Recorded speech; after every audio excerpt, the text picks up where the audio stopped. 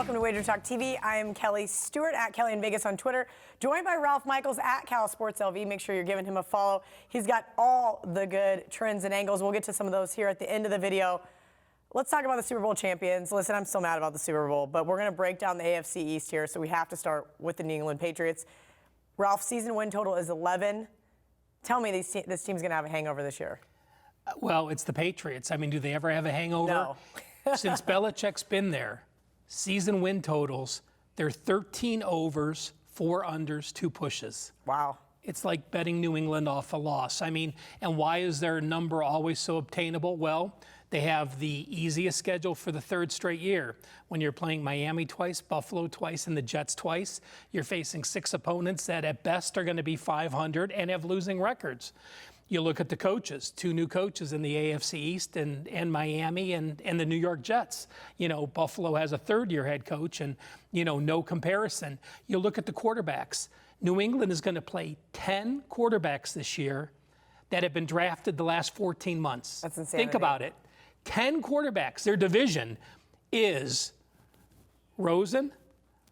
You have Josh Allen and Sam Darnold, all the top 3 draft picks besides Baker Mayfield from last year. Then they're facing Mayfield. They're facing Washington, you know, with the quarterback. So an amazing schedule. They're going to do what they do. You know, their average line is minus 6.8 this year. And with their win percentages, it translates to 11.65 wins.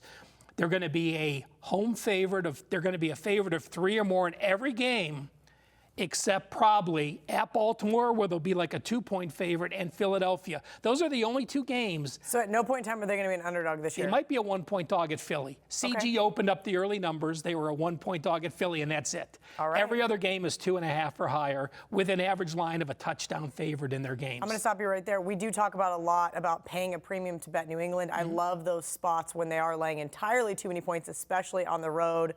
Do you have any of those early games circled maybe to look for? Well, you know, at Miami, they've always struggled against Miami. I think they're 1-6 straight up in ATS at Miami.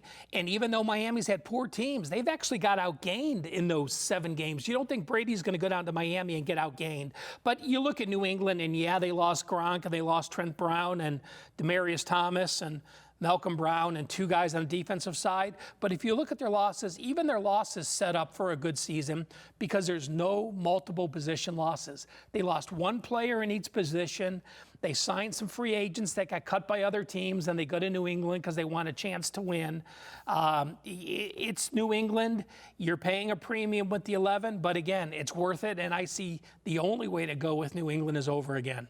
All right, great stuff from Ralph. Tuesday is always $2 Tuesday at WagerTalk. You can get the hottest handicappers best bet for just $2.